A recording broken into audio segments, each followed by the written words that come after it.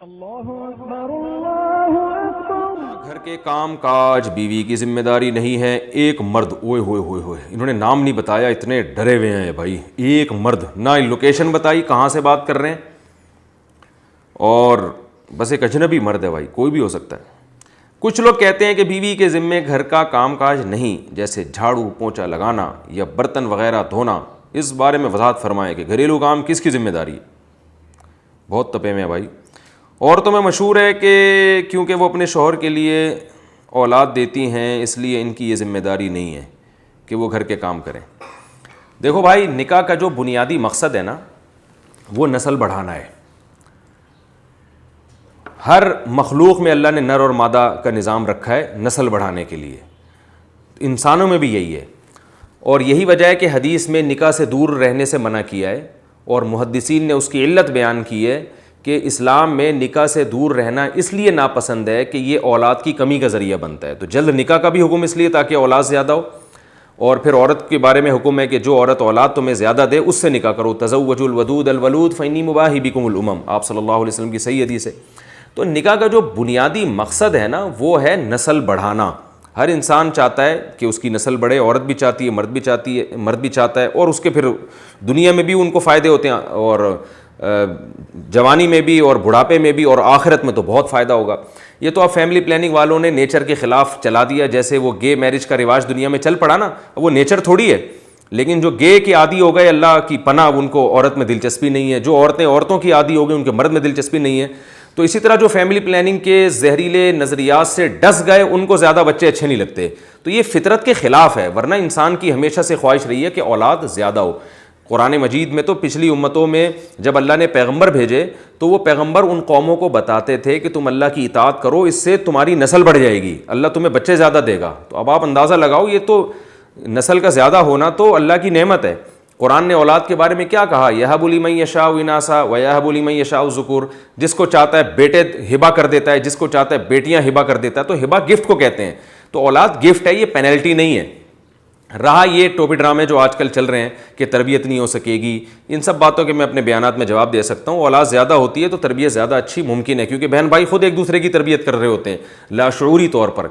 باقی تربیت نہ کرنے کا کسی نے فیصلہ کیا، وہ تو ایک بچے کی بھی نہیں کرے گا، بگڑ جائے گی، وہ تو تباہ ہو جائے گا، یعنی وہ بچہ بھی بگڑ جائے گا۔ تو اور اگر جو ہے تربیت کی کوشش کرے گا تو زیادہ کی تربیت آسان ہوتی ہے، کیونکہ وہ ایک دوسرے کو سنبھال رہے ہوتے ہیں۔ اور ویسے بھی بچے اکٹھے پیدا نہیں ہو جاتے، اگر کسی کے 10 بچے ہیں تو 10واں جب ہوتا ہے تو پہلا وہ جوان ہو کے باپ کے ساتھ کاموں میں ہاتھ بٹا رہا ہوتا ہے، تو اکٹھے تھوڑی ہو جاتے ہیں برساتی مینڈکوں کی طرح۔ تو لوگ تانا دیتے ہیں نا برساتی مینڈکوں کی طرح بچے پیدا کرتے رہو اور کوئی کام نہیں، بچے برساتی مینڈکوں کی طرح پیدا ہوتے ہی نہیں ہیں۔ 10 بچے اگر کسی کے ہیں تو 10واں جوان ہو چکا ہوتا ہے، پھر پہلا جوان ہو چکا ہوتا ہے، پھر 10واں مارکیٹ میں آتا ہے، اور وہ جو پہلے ہو چکے ہوتے ہیں وہ کام میں ہاتھ بٹا رہے ہوتے ہیں، بیٹیاں ماؤں کے ساتھ ہاتھ بٹا رہی ہوتی ہیں۔ تو یہ سارے فضول قسم کی چیزیں ہیں جو معاشرے پہ مسلط کر دی گئی ہیں۔ رزق کی تو تنگی کا مسلمان تو سوچ ہی نہیں سکتا۔ نحن نرزقکم وایاہم، اللہ کہہ رہے ہیں اولاد ہم تمہیں دیتے ہیں تو روزی بھی ہم تمہیں دیں گے، ان کو بھی تمہیں بھی۔ اگر رزق کی تنگی کے خوف سے اولاد روکنا جائز ہوتا نا تو سب سے پہلے صحابہ کو حکم ہوتا کہ بچے روکو، کیونکہ وہ تو اصحاب صفہ والوں کے پاس تو ایک ایک لنگیاں ہوا کرتی تھیں، ایک دوسرے کی طرف پش کر کے بیٹھتے تھے وہ کہ ہمارا سطر نہ کسی دوسرے کو نظر آ جائے، اتنی غربت تھی، اتنی غربت۔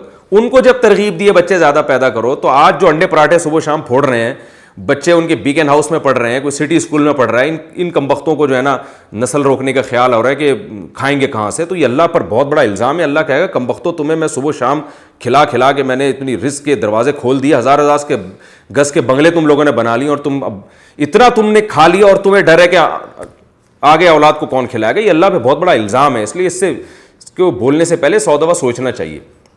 بعض یہ باتیں کرتے ہیں عورتیں کی صحتیں خراب ہو جائیں گی، تو یہ میں نے پورا ایک بیان اس پہ میڈیکل سائنس کی کتابوں سے حوالے دے کے، جو UK کے نوبل انعام یافتہ ڈاکٹرز ہیں ان کے حوالے سے میں نے بتایا، پورا بیان میں ریکارڈ کرا چکا ہوں، YouTube پہ مل جائے گا، کہ عورت کی صحت بچے پیدا کرنے سے اچھی ہوتی ہے۔ جو کنٹینیو نسل پیدا کرتی رہتی ہیں وہ زیادہ دیر تک جوان رہتی ہیں۔ نسل روکنے سے بڑھاپا آتا ہے، موٹاپا، بڑھاپا، یہ ساری بیماریاں نسل پیدا کرنے سے نہیں ہیں، نسل روکنے سے ہیں۔ کیونکہ نسل پیدا کرنا یہ تو نیچر ہے نا، آپ نیچر پہ چلیں گے تو صحت اچھی ہوگی، نیچر کے خلاف چلیں گے تو صحت خراب ہوگی۔ تو یہ ساری چیزیں کے دلائل سے میں جواب دے چکا ہوں. تو نکاح کا بنیادی مقصد نسل بڑھانا ہے, یہ خوب سمجھیں. اب میاں بیوی میں جب نکاح ہوتا ہے تو ایگریمنٹ یہی ہوتا ہے کہ ہمیں بھی اولاد چاہیے, آپ کو بھی اولاد چاہیے. اب اس دوران چونکہ دونوں اکٹھے رہتے ہیں, ایک ساتھ رہتے ہیں, تو دنیا میں کوئی بھی قوم جب یا دو آدمی بھی اکٹھے رہیں گے کسی حکمت سے, تو وہ اکٹھے رہنے کے کچھ اصول اور آداب ہوتے ہیں. مثال کے طور پر دو آدمی بزنس کرنا چاہ رہے ہیں مل کے, اس کے لیے ان کو سفر کرنا ہے اور چھانگا مانگا کے جنگلات میں جانا ہے, مثال دے رہا ہوں. اب جب وہ جائیں گے تو ان کا جو کانٹیکٹ ہوا ہے بیسیکلی وہ چھانگا مانگا کے درختوں کو کاٹ کے فروخت کرنا, یہ ایک مثال دے رہا ہوں میں. کانٹیکٹ کی بیس یہ ہے, لیکن سفر کے دوران وہ کیا کریں گے, اپنے کاموں کو ڈیوائڈ کریں گے کہ یار تم ایسا کرو, تم جہاز کا ٹکٹ کرواؤ, میں اتنی دیر میں بیگ تیار کر رہا ہوں جو ہے نا, تم ذرا دیکھو کہ کون سی ایئر لائن سے جانا مناسب ہوگا, یا دوسرا تم وہاں تم یہ کام کرو میں یہ کام کرتا ہوں, تم وہاں چھانگا مانگا کے جو جنگلات ہیں ان لوگوں سے رابطہ کرو, خلاف قانون ہے یا نہیں ہے یہ ٹینشن ہے تم اٹھاؤ, میں کھانے کا انتظام کرتا ہوں. تو کہیں بھی دو لوگ جب ہوں گے نا تو وہ کاموں کو ڈیوائڈ کریں گے. تو مرد اور عورت بھی جب وہ ایک ساتھ رہنے کا کانٹیکٹ کرتے ہیں نسل کے لیے, تو پھر وہ کاموں کو ڈیوائڈ ان کے کرنا پڑتا ہے. اب دو قسم کے کام ہمارے پاس ہیں, کچھ کام وہ ہیں جو گھر کے ہوتے ہیں, کچھ کام ہوتے ہیں جو گھر سے باہر کے ہوتے ہیں. تو یا تو یوں ہوتا کہ بیگم کو کہتے ہیں کہ آپ گھر کے باہر کے کام کریں, میں گھر کے کام کروں گا. یہ شریعت کے مزاج کے خلاف ہے, کیونکہ عورت پردے کی چیز ہے اور گھر کے باہر کے کام میں محنت بھی زیادہ ہوتی ہے. تو یا پھر یہ ہو جاتا کہ دونوں گھر کے باہر کے کام کریں گے تو گھر کا کام کون کرے گا پھر, یا یہ ہو جاتا کہ دونوں گھر کے کام کریں گے تو گھر کے باہر کا کام کون کرتا. تو اس لیے نبی صلی اللہ علیہ وسلم نے حضرت فاطمہ رضی اللہ تعالی عنہ اور حضرت علی جو آپ کے داماد تھے ان کو حکم دیا رضی اللہ عنہ کہ حضرت علی گھر کے باہر کے کام کریں گے اور حضرت فاطمہ گھر کے کام کریں گی. تو یہ رواج چلا آ رہا ہے ہمیشہ سے, یہ ایک اخلاقی ذمہ داری ہے کہ مرد جب گھر کے باہر کے کام کر رہا ہے تو بھائی آپ گھر کے اندر کے کام کریں. تو یہ اس لحاظ سے آپ کی ذمہ داری ہے. اگر آپ یہ ذمہ داری پوری نہیں کریں گی تو یہ دلیل دینا کہ میرے ذمہ گھر کے کام نہیں ہے, یہ دلیل غلط ہوگی. یہ تو پھر مرد بھی کہہ سکتے ہیں میرے ذمہ گھر کے باہر کے کام نہیں ہے. خواتین کہتی ہیں ہم کوئی ماسی ہیں جو گھر میں پوچھا لگائیں, تو میں کہتا ہوں آپ کے میاں کو خانسامہ رکھا ہوا ہے جو باہر سے انڈے لے کر آ رہا ہے اور دہی لے کر آ رہا ہے آپ کے کہنے پر. تو جیسے وہ گھر کے باہر کے کام کرنے سے خانسامہ نہیں بن گیا, تو آپ گھر کے کام کرنے سے ماسی نہیں بن گئی ہیں. ہاں جو مالدار لوگ ہیں ان میں مرد گھر کے باہر کے کام نہیں کرتے, انہوں نے نوکر رکھا ہوا ہوتا ہے, تو وہ گھر کے اندر کے کام بھی خواتین سے نہیں لے سکتے. وہ خواتین جو ہے نا وہ پھر گھر میں ان کو ایک خادم لا کے رکھیں گی. اس لیے فقہاء نے بیان کیا اگر آپ بہت کسی مالدار عورت سے شادی کرتے ہیں جن کے گھروں میں کام کا رواج ہی نہیں ہے, انہوں نے ماسیاں رکھی ہوئی ہوتی ہیں, تو پھر مرد کی ذمہ داری ہے وہ بیوی کو نوکر لے کر دے, وہ کوئی ماسی کا انتظام کرے تاکہ وہ گھر کے اندر کے کام کرے. وہ تو کیونکہ قرآن نے حکم دیا نا عاشروہن بالمعروف, ان سے عمدہ طریقے سے پیش آؤ. تو عمدہ طریقہ ہر ایک کا مختلف ہوتا ہے, کلچر بھی بتاتا ہے بعض دفعہ کہ یہ اس کے لیے تو مناسب ہے, اس کے لیے مناسب نہیں ہے. تو جو بڑے کروڑ پتی لوگ ہیں, بڑے بڑے گھروں میں رہنے والے لوگ ہیں, ان کی عورتیں گھر میں کام نہ کریں تو کوئی گناہ نہیں ہے, کیونکہ وہ اپنے ابا کے گھر میں کبھی انہوں نے کیا ہوتا, وہ ماسیاں رکھی ہوتی ہیں, ملازمین رکھے ہوئے ہوتے ہیں.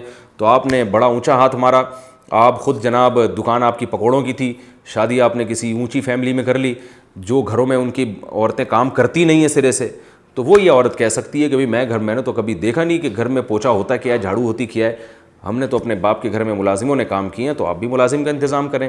تو ایسی صورت میں شوہر کے ذمہ لازم ہوگا کہ وہ بیوی کے لیے ملازم کا انتظام کرے. ورنہ نارمل اخلاقی ذمہ داری ہے عورت کی, جیسے کہ نارمل گھروں میں ہوتا ہے, مرد بیچارہ باہر سے انڈے لے کر آ رہا ہے, دہی لے کر آ رہا ہے, جاب کر کے پیسے کما رہا ہے, عورت کی ذمہ داری ہے کہ وہ جب مرد گھر میں آئے تو اس کے لیے کھانے کا انتظام کرے, اور اس کے جو ماں باپ گھر میں موجود ہیں پہلے سے, ساس سسر, ان کی بھی خدمت کرے, کیونکہ یہ نہیں کرے گی تو کون کرے گا بھائی, وہ تو آپ کے لیے گھر سے باہر گھوم رہا ہے, تو آپ اس کے رشتہ داروں کو جو ماں باپ ہیں کم از کم ان کو سنبھال لیں آپ. تو یہ اخلاقی ذمہ داری ہے. اگر عورت یہ ذمہ داری پوری نہیں کرتی تو پھر مرد کا اس پہ غصہ ہونا بالکل بجا ہے اور اس کو ملامت کرنا بالکل بجا ہے. وہ یہ نہیں کہہ سکتی کہ مجھ پہ میری ذمہ داری نہیں ہے.